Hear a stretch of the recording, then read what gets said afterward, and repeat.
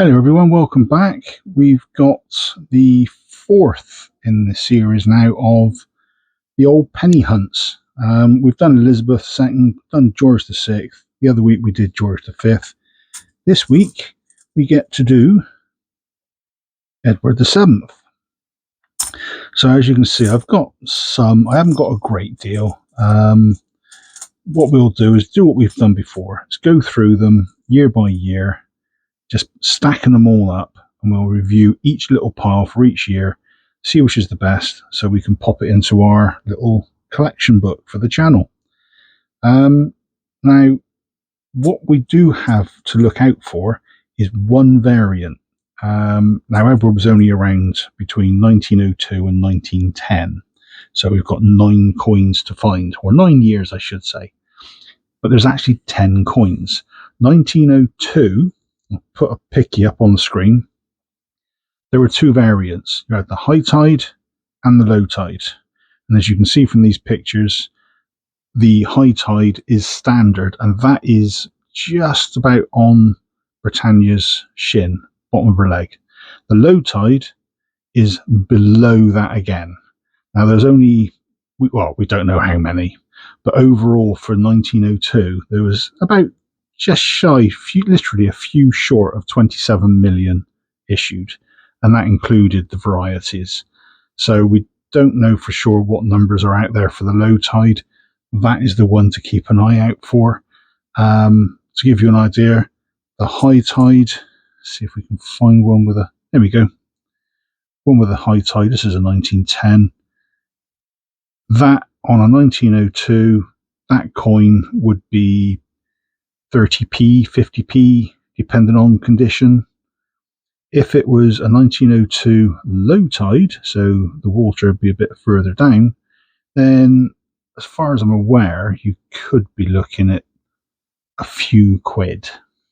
Easy. Probably more.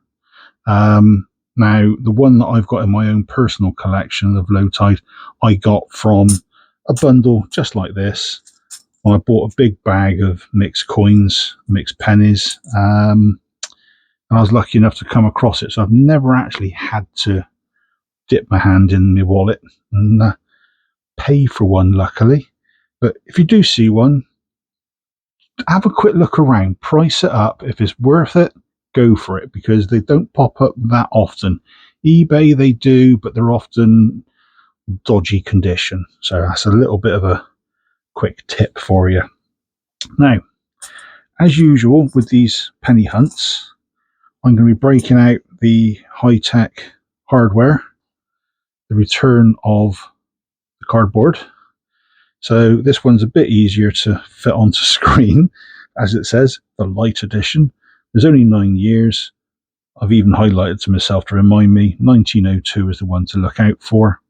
So what I'll do, I will clear the decks and I'll get everything set up, and I'll be right back.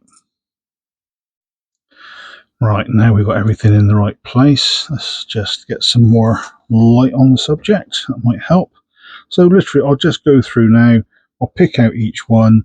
I'll pop them onto their little space on the hardware. 1910, another 1910. And what we'll do from there, these are looking good. 1908. What I'll do, I'll speed through these now, get all the piles made up. What I might do, depending on how long this is going to take, I might just do a quick cut, quick edit, so you haven't got to sit there watching me whiz through, potentially chatting to myself.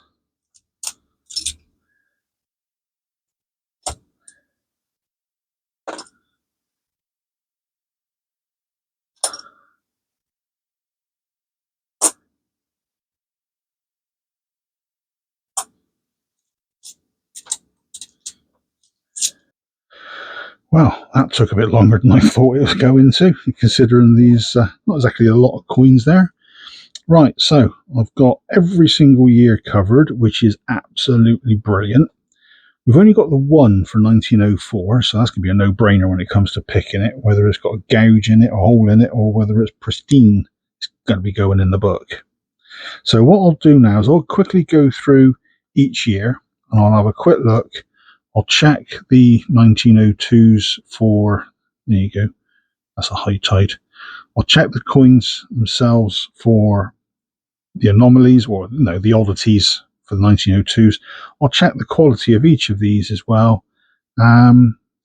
That's going to take me a while by the looks of it, because looking at some of these, there's 1907 in particular, there's quite a few. So there's going to be a lot of umming and ahhing going on, and I may have to come back and ask for your opinion on which one to go for. So leave it with me for the moment, and I'll be back shortly, hopefully, with a very nice short list. Right, I've gone through everything, had a quick look, got the best of the best. Yeah, like I said, there was only the one 1904. There was only a high tide for 1902, but a couple of oddities. Now, I know on George V coins you do get ghosting, but have you never noticed it on Edward? I can't say I've noticed it before. Basically, where the mint stamps the front, the obverse, it gets pushed through and it raises. You see that raised area? There's one on that one, some on that one. I think they call it ghosting. I'm not too sure. Not very well on that one. That one, there you go. You can see it a bit better on that one. That raised area around the edge, all tied in with the top of the king's head and his forehead. And it's not as though it's just 1 year either. We've got 07, 06, and 06. So if you've got any 06 and 07 Edward VII pennies, have a quick look. I've gone through the others that I had, and 07, as you might have seen just now, that pile was huge. There's about 15 or 16 coins there, so we've got a few oddities. And this one, I noticed that little mark on there. This wasn't going to be a keeper. I turned it over and I thought, it's the same mark, but both sides appear raised, and it's got black muck in the hole.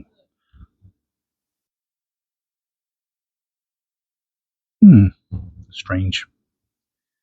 I was going to try and put a pin through it, but I haven't got a pin on me at the moment.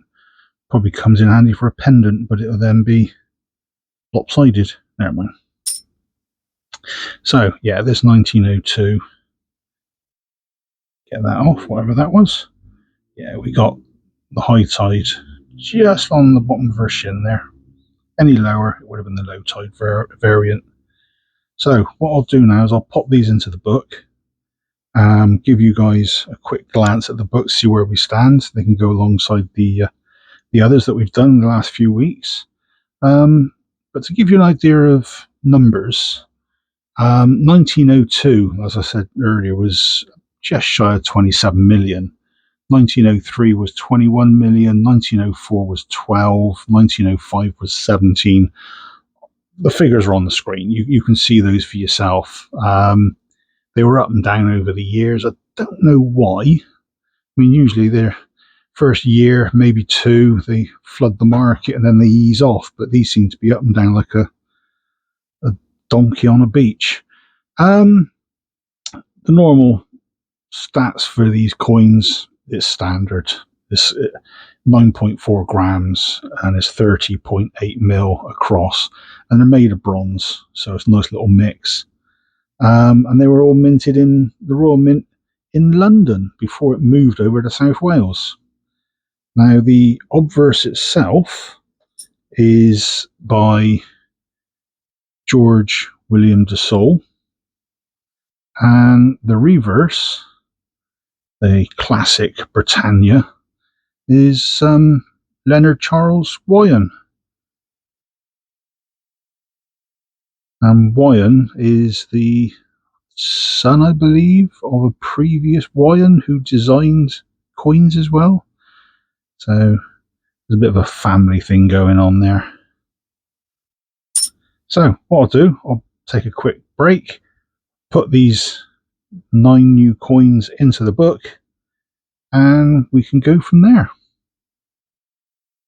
Right, we've gone through, put the coins in. So got our 1910, which is the end of Edward, 1911 onward, 1912, all are George V. Going back a page, we go down 9, 8, 7, 6, 5, 4, and then back over the page, 1903, gap for the low tide, and our 1902 high tide. So the next one to do is Victoria. I don't have as many coins as I thought for her period. In fact, it's less than what you've just seen for Edward. So it would be a very quick video on that one. Hopefully I'll be able to give you some information on some of the coins, but there's an awful lot of variations when it comes to Victoria and her coins. So we'll see what we've got in the next video. And until then, cheers all.